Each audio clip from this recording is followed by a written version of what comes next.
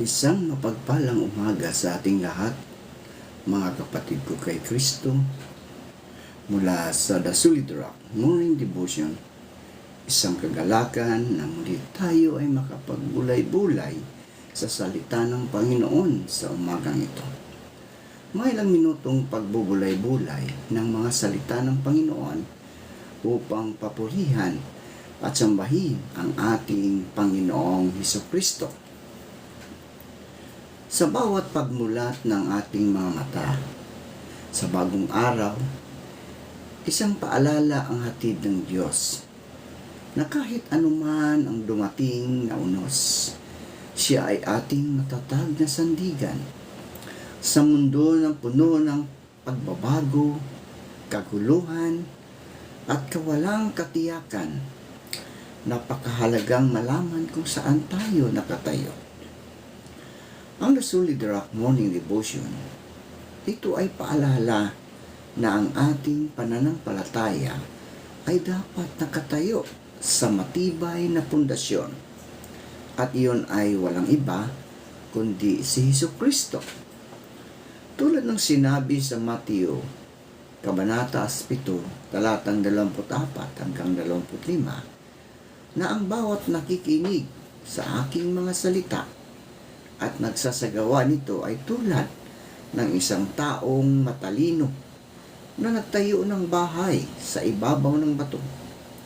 Bumuhos man ang ulan, bumahaman at humangin ng malakas, hindi ito gumuho. Ang The Solid Rock ay sumisimbolo sa katatagan, sa tiwala at sa katiyakan ng pag-ibig ng Diyos. Kapag ang ating buhay ay itinayo sa Kanya, hindi tayo madaling matinag ng mga problema, ng mga tukso o ng mga takot. Maaring yumanig ang ating kapaligiran, ngunit nanatiling matatag ang ating pananampalataya, sapagkat ang ating pundasyon ay si Hesukristo. Kaya sa ating morning devotion, mga kapatid, anyayahan natin ang presensya ng Diyos sa ating mga puso. Tayo ay magpasalamat. Magpasalamat tayo sa Kanya na siya ang ating matibay na bato, ang ating kanlungan, lakas at bawat pag-asa sa araw-araw ng ating mga buhay.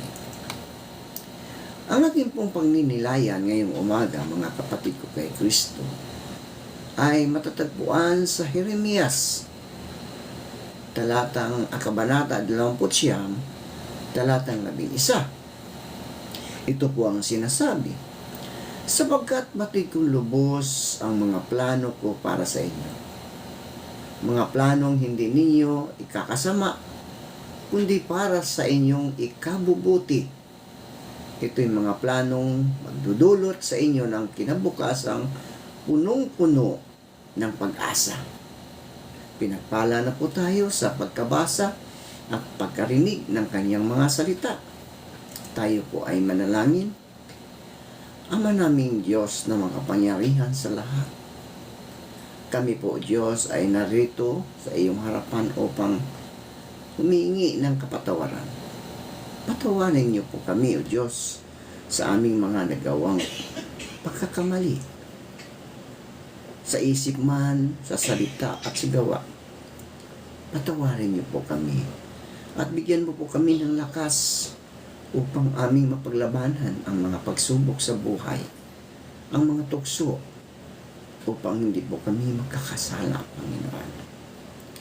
Maraming salamat, Panginoon, sa bagong taon na iyong ipinagkaloob sa amin, ang taong 2026, naway maging mabunga at maging pagpapala ito sa iyong mga anak, Panginoon. Maraming salamat sa 2025 na patuloy mo kaming binigyan ng lakas sa buong isang taong iyon. Iningatan mo kami. Kaya, O Lord, maraming salamat din. Sa 2026, Panginoon, dalangin ko, O Diyos, na patuloy mo kaming ingatan. Patuloy mo kaming pagpalain. Ilayo mo po kami sa anumang mga pagsubok sa buhay. Bagkus gawin mo kaming instrumento ng iyong mga salita dito sa lupa, Panginoon. Tulungan mo po ang iyong mga anak. Lalong-lalo na, Panginoon, yung mga anak mong patuloy na naglilingkod sa inyo. Sumusunod sa iyong mga utos, Panginoon. At sumampalataya sa inyo na aming Panginoong Jesucristo, na aming tagapagligtas. Kaya Lord, looking forward this year, O Lord, kami po ay patuloy na maglilingkod sa inyo. Maglilingkod kami upang kami, O Diyos, ay makasunod sa iyong pagmamahal mo sa amin. Kami, O Diyos, ay patuloy ring magmahal. Dahil ikaw unang nagmahal sa aming Panginoon. Salamat, O Diyos, sa patuloy mong pag-iingat mo sa amin. At sa umagaling ito, O Diyos, patuloy kong tinataas sa inyo ang aming mga kapatid na nasa banig ng karamdaman.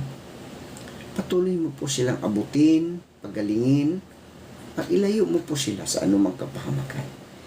Ibalik mo ang lakas na nawala dahil sa mga karamdaman, O Diyos, upang sila, Panginoon, ay patuloy na makapaglingkod sa inyo, Panginoon, at sa aming kapwa.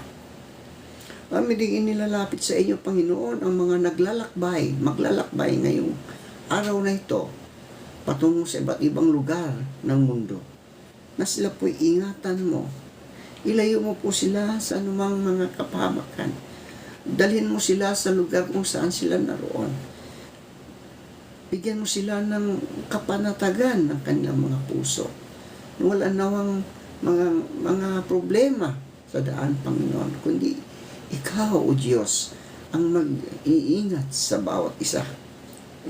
Lalong-lalo na, Panginoon, kay Quinlan na babalik sa Dubai, ikaw po ang siyang patuloy na mag-ingat sa kanya, maghatid sa kanya doon sa Dubai, Panginoon, na maluwalhati. Lord, sa umaga rin ito, patuloy kitang pinasasalamatan dahil ipinagkaloob mo sa amin, sa akin, ang aking mga panalangin, na sa Paskong ito ay ibigay mo sa amin. Masaya kami, Panginoon, dahil kumpleto ang aming mga buhay, ang aming mga mahal sa buhay. Kaya salamat, Panginoon, sa iyong kapurihan at aming ibinabalik sa inyo, O Diyos, sa iyong pagmamahal mo sa amin. Maraming salamat po.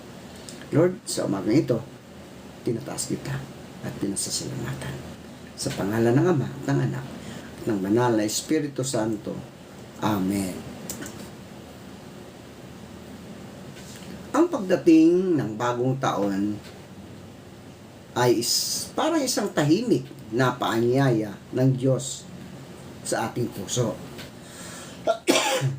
Paanyayang huminto sandali, lumingon sa nakaraan at buong tapang na humarap sa hinarap. Ito ay hindi lamang pagbabago ng pitsa sa kalendaryo, kundi pagkakataong pagnilayan ang mga yapak ng ating tinahak at mga aral na iniwan ng bawat karanasan. Sa likod ng bawat lumipas na taon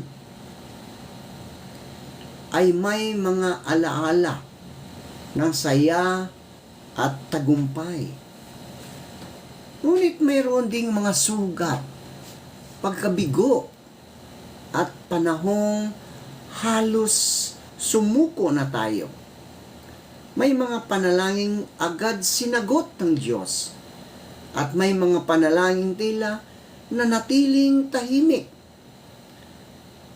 Gayunpaman, sa lahat ng ito, mga kapatid, nariyan ang Diyos, tahimik nang mangkumikilos, ngunit kailanmay hindi lumisan. Ang katotohanang tayo'y umabot sa panibagong taon ay patunay na ang kanyang biyaya ay nagwagi sa lahat ng ating mga kahinaan. Ang bagong taon ay hindi nangangakong magiging madali ang lahat, mga kapatid. Sa halip, ito'y nagpapaalaala na ang bawat araw ay bagong pagkakataon upang magtiwala muli sa Diyos. Bagong pagkakataon upang bumangon mula sa pagkadapa. Magpatawad sa mga nakasakit at magpatuloy kahit may takot sa dibdib. Ang panibagong simula, mga kapatid, ay hindi nangangahulugang wala ng pagkakamali, kundi ang pagkakaroon ng bagong puso na handang matuto at magbago. Sa bagong taon, tayo'y inanyayahan bitawan ang mga bagay na matagal nang bumibigat sa ating kaluluwa. Yun ang mga galit, sama ng loob, inggit, at panghihinayang. Ang mga ito ay hindi lamang alaala ng nakaraan, kundi mga tanikalang pumipigil sa atin upang sumulong. Kapag pinili nating magpatawad, mga kapatid, at magpakumbaba, binubuksan natin ang ating sarili sa kapayapaang nagmumula sa Diyos. Ito rin ay panahon upang sariwain ang ating pag-asa.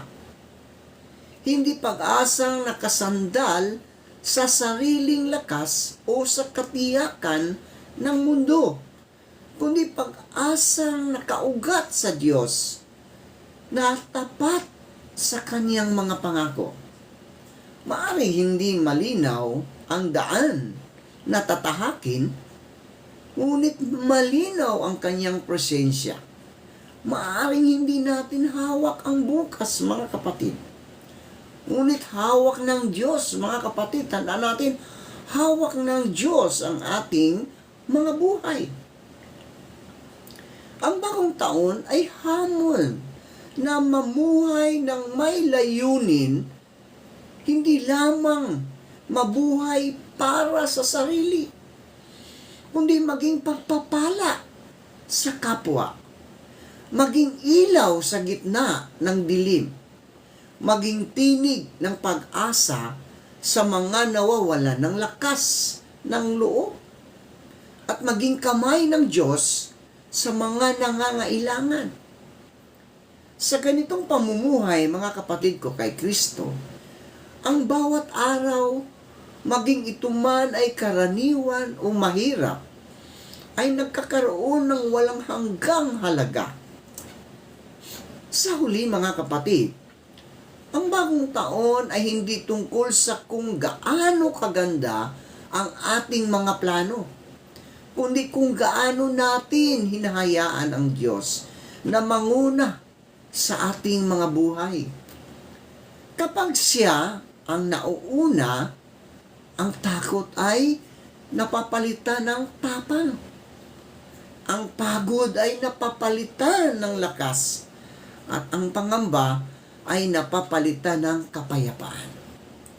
Kaya sa pagpasok natin sa panibagong taon, mga kapatid ko kay Kristo, ito ang ating panalangin at pasya. Naway mamuhay tayo ng may pananampalataya, may pag-ibig at may pag-asa.